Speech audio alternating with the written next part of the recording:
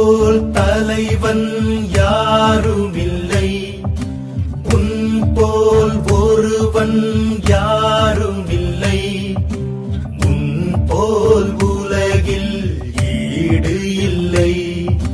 நீ தமிழ் தாயின் திருப்பிள்ளை. உன் போல் தலைவன் யாருமில்லை, உன் போல் ஒருவன் யார்